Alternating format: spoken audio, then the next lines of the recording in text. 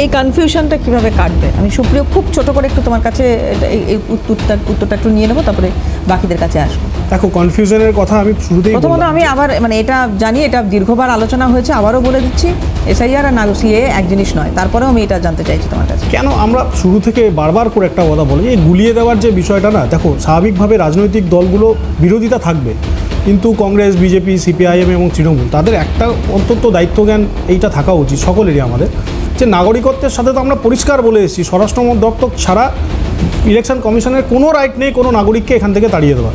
আর এটা নাগরিকত্বের কোনো প্রচার বা নাগরিকত্ব নিয়ে কোনো বিচার বিবেচনা হচ্ছেই না, তো এই কনফিউশনের কোনো প্রশ্নই নেই।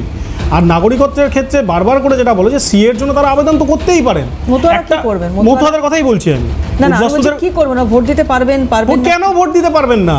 কেন ভোটটা দিতে পারবেন না? তাদের এতদিন ভোট দিয়ে এসছে তো, অনেকের তো কাগজপত্র একদম না দরকার। আমার কথা বলছেন, আমি সেটাই তো বলছি, যদি একান্তই বিরাট অসুবিধা হয়ে থাকে, তাদের কাছে কিচ্ছু নেই, কোনো কাগজটাই নেই, কোনো কাগজই নেই, কিন্তু তারা এখানে তো বাস করছেন এতদিন ধরে, তারা তো এখানে বাস করছেন। এবং হিন্দু উদ্বাস্তুদের জন্য তো পরিষ্কার করে সরকার এটা বলে দেওয়া যে তারা সিএতে আবেদন করলেই তারা এই দেশের নাগরিক বলে গণ্য হবে, তাদেরকে ভোটার কার্ড তাদের তৈরি করে দেওয়া, যদি যে ভোটার কার্ড আছে সেটাকে কন্টিনিউ করতে হবে। আসামের অভিজ্ঞতাও তো খুব এই হচ্ছে এইটাই আমি এতক্ষণ অপেক্ষা করছিলাম। সমস্যা এই জায়গাতেই, আপনারা প্রত্যেকটা বিষয়তে মানে প্রত্যেকটা জায়গাতে এনআরসি এখানে এনআরসির পার্লামেন্টে পর্যন্ত আলোচনা হয়েছে যে এনআরসিকে নিয়ে আমরা কোনো কিছু ভাবছি না, এখনই ভাবছি না। আর যদি ভাবতেই হয় তাহলে 1985-এর যে রুলটা হয়েছিল সেটা তো আমরা করিনি। সেই সময় ডিটেনশন ক্যাম্পের যে শুরুটা কোন আমলে হয়েছিল?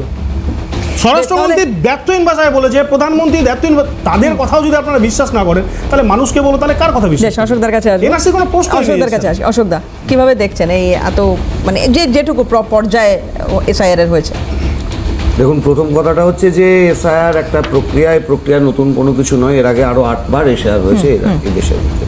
তো কোনোবার এসআইআর নিয়ে এই ফিয়ার সাইকোসিস তৈরি করার চেষ্টা রাষ্ট্রশক্তিকে করতে দেখা যায়নি, যেটা এইবারে এবং খোদ রাষ্ট্রশক্তি এবং সেই দলের নেতা, নাম করে বলছি শুভেন্দু অধিকারী, একটু আগে বিজেপির মুখপাত্রের কথা আমি অত্যন্ত গুরুত্ব দিয়ে শুনছিলাম, বলা হচ্ছে ভীতির পরিবেশ হয়েছে। তো ভীতির পরিবেশ, 52 জন বিএলও বিহারে জেল খাটছে, 2 কোটি নাম বাদ চলে যাবে, পাকিস্তান পাঠিয়ে দেবো, বাংলাদেশ পাঠিয়ে দেবো, শ্রীলঙ্কা পাঠিয়ে দেবো, মঙ্গলগ্রহে পাঠিয়ে দেবো।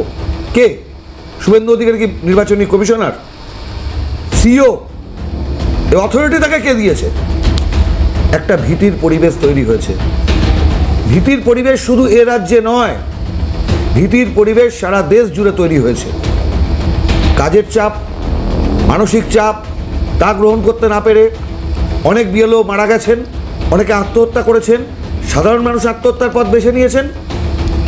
পানিহাটির কথা বলছিল, 4টে আঙুল নেই, ছেড়ে দিলাম আমি, যুক্তি তর্কের খাতিরে সুপ্রিয়ার কথাটাকে আমি সাইডে রাখলাম। খৈরুল শেখ বিষ খেয়ে নিজে বিবৃতি দিয়েছে, মিথ্যে কথা বলেছে লোকটা, মিথ্যে কথা বলেছে। এসআইআর আতঙ্কে তিনি বিষ খেয়েছিলেন।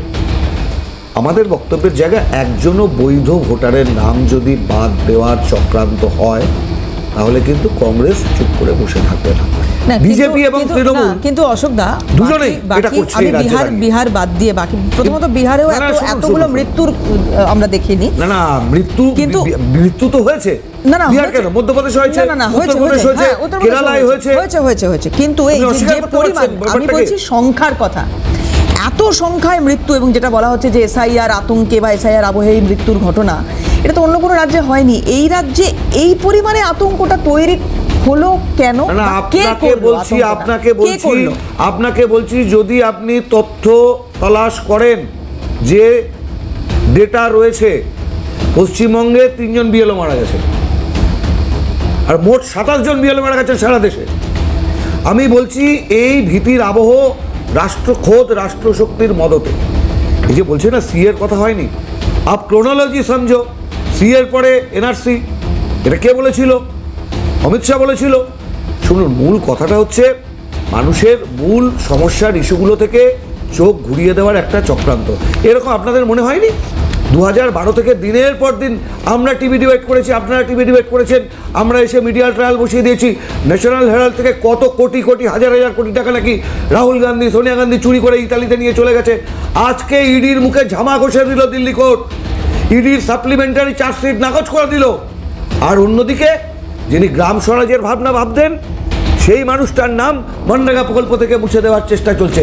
তা নিয়ে মিডিয়া ট্রায়াল হয় না, মানুষের মূল সমস্যাগুলো থেকে চোখ ঘুরিয়ে দেওয়ার জন্য এই খেলাটা চলছে। কিন্তু বাংলার বুকে এই খেলা সফল হতে আমরা দেব না। বেশ, শুদ্ধিকরণ হচ্ছে, আমাদের নতুন করে বলার কিছু নেই।